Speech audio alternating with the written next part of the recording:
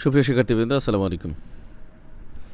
তোমাদের অনেক অনুরোধের কারণে আজকে ইসলামের ইতিহাস ও সংস্কৃতি প্রথম পত্র সাজেশন দিব। এই সাজেশনটি হচ্ছে ডিগ্রি পাস প্রথম বর্ষ পরীক্ষা 2022, যেটি অনুষ্ঠিত হচ্ছে 2024 সালে তোমাদের জন্য। আমার চ্যানেল ইকোনমিক্স নিনজাসের পক্ষ থেকে তোমাদেরকে স্বাগতম জানাচ্ছি। ওকে, ইসলামের ইতিহাসের প্রথম পত্রের আমরা প্রথমে খ বিভাগ এবং গ বিভাগের সাজেশন করে দিব এবং আরেকটি ভিডিওতে আমি ক বিভাগের সাজেশন করে দিব। আশা করি তোমাদের 100% কমন পড়বে বলে আমি বিশ্বাস করি। ওকে, 1 নম্বর অধ্যায়ের খ বিভাগের প্রথম প্রশ্ন, ওকাজ মেলার বিবরণ দাও। এটা স্টার মার্ক দেওয়া আছে, তার মানে এটা অনেক বেশি গুরুত্বপূর্ণ প্রশ্ন। 2 নম্বর, হানিফ সম্প্রদায় কারা? এটাও অনেক বেশি গুরুত্বপূর্ণ প্রশ্ন, স্টার মার্কস দেওয়া আছে।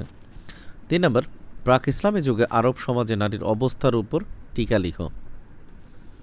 খ বিভাগের এই 3টে প্রশ্ন রয়েছে। আমরা গ বিভাগে চলে যাব। গ বিভাগের প্রথম প্রশ্ন, প্রাক ইসলামী আরবের সামাজিক ও রাজনৈতিক অবস্থার বিবরণ দাও। এটিও স্টার মার্ক দেওয়া, তার মানে অত্যন্ত গুরুত্বপূর্ণ প্রশ্ন, পড়ে নিবে। আমাদের প্রথম অধ্যায় শেষ। দ্বিতীয় অধ্যায়ের খ বিভাগের প্রথম প্রশ্ন, মদিনা সনদের তাৎপর্য ব্যাখ্যা করো। 2 নম্বর প্রশ্ন, উহুদের যুদ্ধ সম্পর্কে সংক্ষেপে লিখো।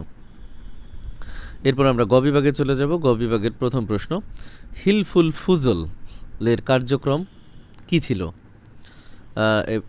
আমার এই সাজেশনে বলে নিচ্ছি যে সবগুলো প্রশ্ন ইম্পর্টেন্ট, কিন্তু স্টার মার্ক দেওয়াগুলো আরও বেশি ইম্পর্টেন্ট। আচ্ছা, 2 নম্বর, বদর যুদ্ধের কারণ ও ফলাফল আলোচনা করো। এটাও অনেক বেশি গুরুত্বপূর্ণ প্রশ্ন, তোমরা দেখে নেবে। 3 নম্বর অধ্যায়ের খ বিভাগের প্রথম প্রশ্ন, হুদাইবিয়ার সন্ধি বলতে কি বুঝো? গ বিভাগের প্রথম প্রশ্ন, শর্তাবলী উল্লেখপূর্বক হুদাইবিয়ার সন্ধির গুরুত্ব লিখো, অথবা হুদাইবিয়ার সন্ধিকে নিরঙ্কুশ বিজয় হিসেবে অভিহিত করা হয়েছে কেন? অনেক বেশি গুরুত্বপূর্ণ প্রশ্ন। আমার 3 নম্বর অধ্যায় শেষ। 4 নম্বর অধ্যায়ের খ বিভাগের প্রথম প্রশ্ন, সিফিনের যুদ্ধের উপর একটা টিকা লিখো। 2 নম্বর, হজরত ওসমান রাদিয়াল্লাহুর বিরুদ্ধে আনীত 3টি অভিযোগ উল্লেখ করো।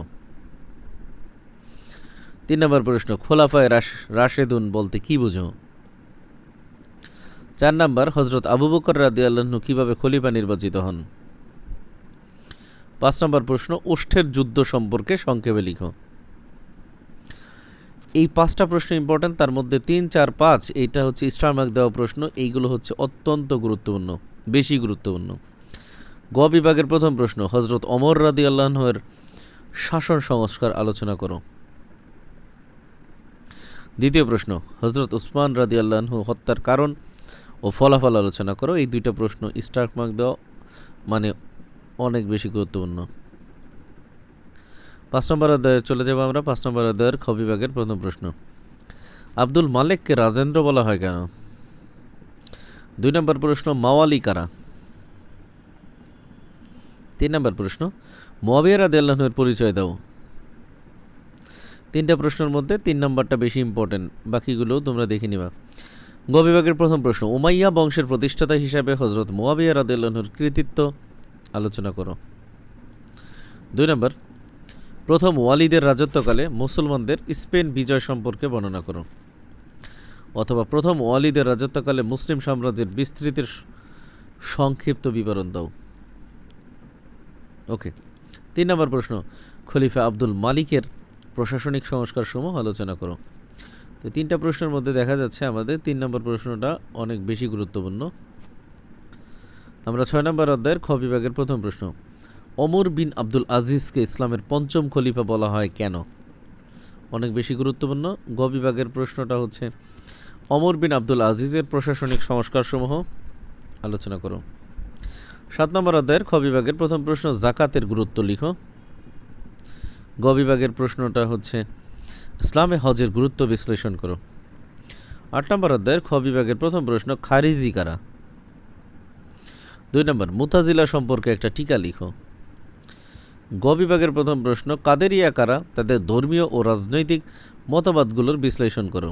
2 নম্বর, খারেজিদের রাজনৈতিক ও ধর্মীয় মতবাদগুলো বিশ্লেষণ করো। তার মানে 2 নম্বরটা অনেক বেশি ইম্পর্টেন্ট। 9 নম্বর অধ্যায়ের খ বিভাগের প্রথম প্রশ্ন, কুব্বাত আস সাকরা সম্পর্কে লিখো। গ বিভাগে আমাদের প্রশ্ন নেই, এর মাধ্যমে হচ্ছে আমাদের এইটাই হচ্ছে সাজেশন শেষ হলো।